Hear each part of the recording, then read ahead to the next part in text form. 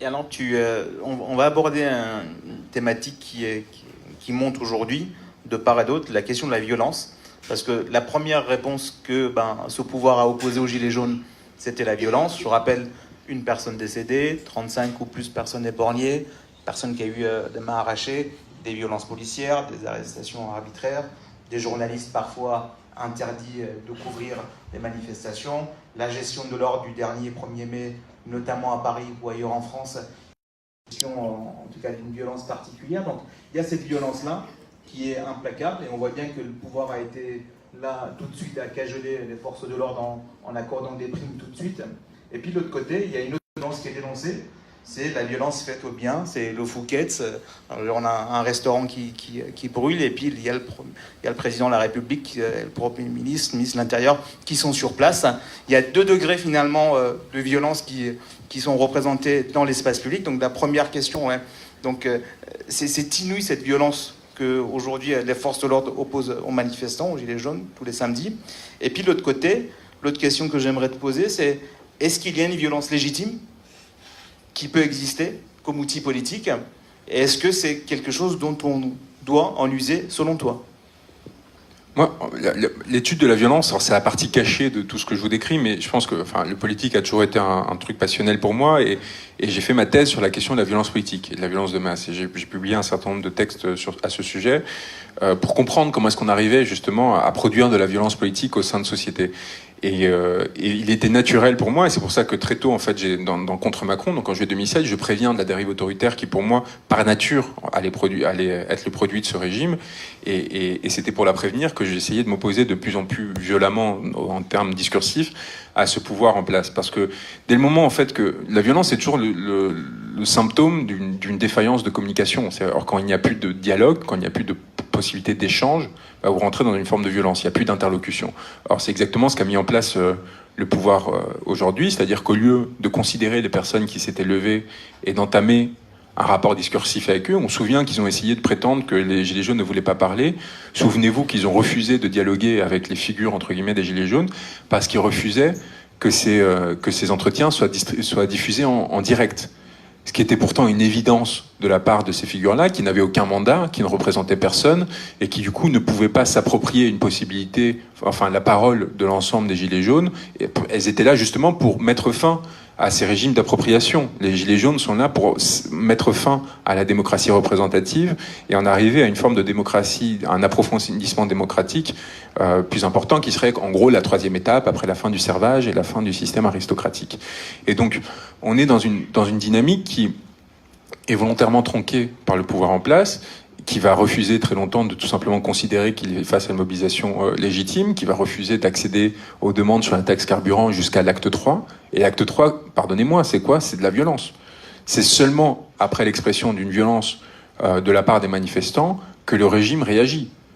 Donc à un moment donné, il faut aussi s'interroger sur la mécanique qui se met en place et l'incapacité grossière de ces gouvernants à tout simplement nous éviter un écueil complètement absurde, c'est face à ces intellectuels organiques auxquels il invite à l'Élysée, là, les 60, dont 40 avaient participé à sa candidature, si je me souviens bien à peu près, et il leur dit, mais ces gens ne savent pas pourquoi ils manifestent. C'est-à-dire qu'on est 4 mois quand même après le début du mouvement des Gilets jaunes, et il a toujours pas compris pourquoi les gens manifestaient. Donc à un moment, il faut se demander s'il n'y a pas un problème soit intellectuel, soit mental chez nos décideurs, pour qu'on en soit là, quoi. C'est-à-dire qu'à ce niveau de sidération de la pensée, ça devient extrêmement grave. Donc évidemment, qu'est-ce que ça produit? Ça produit de la violence. Et ça produit, je supporte pas, j'aime pas qu'on parle de violence policière, parce qu'il y a des violences policières qui existent, c'est vrai. C'est-à-dire qu'il y a des dérives minoritaires au sein des forces de l'ordre, des types qui sont un peu tarés et qui sont là pour tabasser. Mais il y a surtout une violence politique et gouvernementale. C'est-à-dire qu'on a interposé entre une partie de la population et ses soi-disant représentants les forces de l'ordre, en utilisant le serment qu'ils ont fait de servir la République pour leur dire vous n'allez pas servir la République là, vous allez servir votre gouvernement, vous allez servir un projet politique.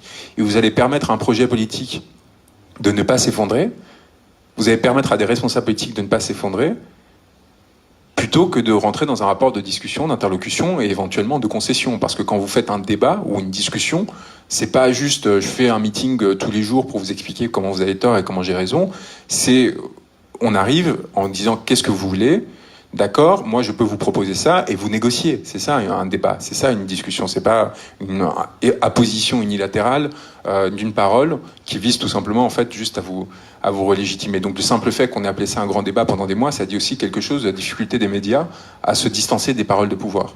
Il y a quand même quelque chose d'assez incroyable qu'à un moment on n'ait pas dit mais attendez là il y a il y a Chantal Joanneau qui a démissionné, il y a la commission du débat national qui a refusé de participer à ça. On refuse d'utiliser cette terminologie gouvernementale.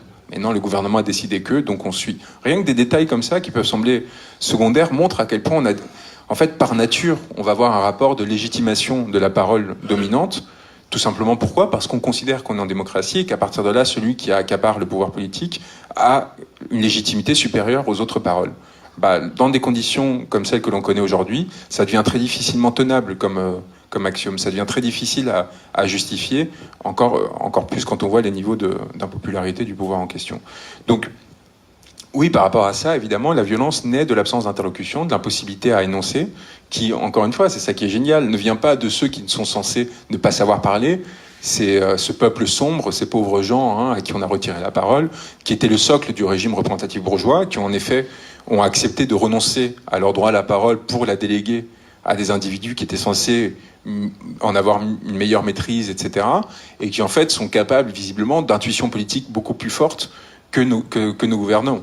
Et ça c'est quand même aussi quelque chose d'assez incroyable qu'on a vu pour les Gilets jaunes. L'intelligence collective et politique du mouvement depuis 5 mois, largement supérieure à celle du gouvernement, à la fois intuitivement et de nos médias.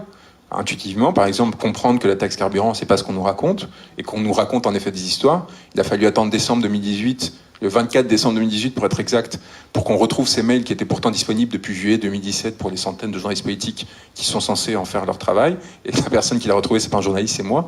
Donc le soir de Noël, voilà, on passe les soirées qu'on peut. Non mais c'est quand même incroyable, c'est-à-dire que et mail qui donne rétrospectivement raison aux Gilets jaunes. Et les médias ont été incapables de dire « Ok, on a défailli. Ok, en fait, on a relayé une parole de propagande pure, alors qu'en fait, on était juste en train d'assister à un transfert de ressources massifs entre 67 millions de Français vers quelques milliers de personnes. Et au lieu de l'énoncer comme ça, c'est-à-dire de dire le réel, on a raconté que c'était pour la transition écologique, on a relayé la parole de pouvoir. Et donc, cette reconnaissance de la défaillance est parfaitement inexistante. Personne, depuis, n'a dit, en fait, c'est vrai.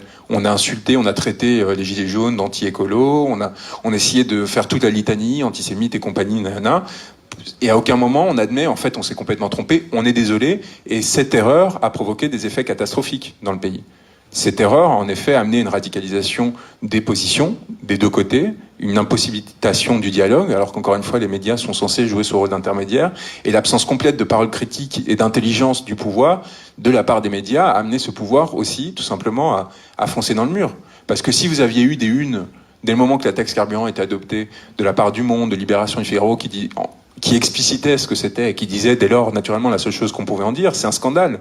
Parce que ce CICE ne sert à rien, on l'a bien vu, on est en train de dépenser des fortunes pour rien, et bien évidemment que le pouvoir politique aurait eu une réaction différente, aurait senti cette pression-là.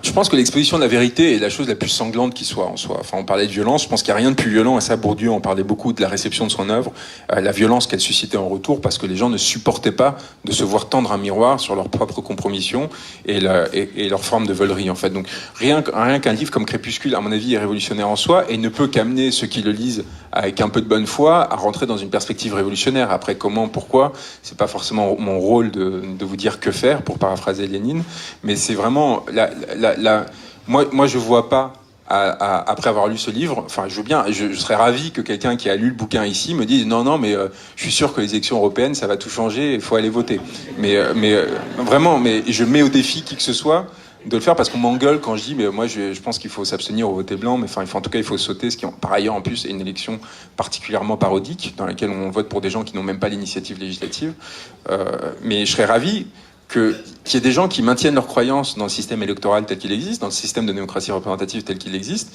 et qui m'expliquent que je suis dans l'erreur en disant que c'est par la rue que l'on réussira à provoquer une bascule qui nous permettra de revenir à un système beaucoup plus sain et de rééquilibrer la redistribution des ressources, d'assurer la transition écologique, ainsi de suite. C'est-à-dire qu'à partir de la réforme institutionnelle qui ne peut être provoquée, selon moi, que par une révolution, parce que ces gens-là ne lâcheront jamais leur pouvoir, vous comprenez bien, encore une fois, ils ne sont là que par les déficiences de ce système-là. on ne se retrouve avec un Emmanuel Macron ou un Édouard Philippe incapable, notoire, après 5 mois d'une crise sociale, d'y répondre ne serait-ce qu'un peu, que parce que ce système est déficient et que parce qu'ils ont justement joué de cette déficience pour arriver à cette position-là. Eh bien, à un moment, il faut y aller, quoi, tout simplement. Il faut y aller. Et alors, évidemment, chacun a loisir des moyens à mettre en œuvre. Moi, j'ai juste une limite, encore une fois, qui vient des études que j'ai faites sur le sujet, c'est la violence au corps de façon générale, et tout simplement parce que je veux pas imiter ceux que l'on est en train de critiquer. Parce que ce que je vous décris là, ça a l'air, des milliards d'euros, je sais pas quoi, il y a 15 000 morts par an du fait du chômage chaque année, selon l'INSERM. 15 000 morts par an, ça fait 450 000 personnes qui sont mortes prématurément en France ces 30 dernières années du fait de l'impéricide de ces hommes-là. Qui évidemment ont construit un système dans lequel ils ne seront jamais confrontés au chômage, à la précarité, etc. Parce qu'encore une fois, ils sont institués en caste, en boucle, dans lequel tous les effets de leur politique publique s'appliquent à l'ensemble de la population, sauf à eux, qui peuvent toujours mettre leurs enfants à Benjamin Franklin, ou, comme par hasard, Brigitte Macron va croiser les enfants Arnaud, et du coup pouvoir présenter Bernard Arnault à Emmanuel Macron, et ainsi de suite.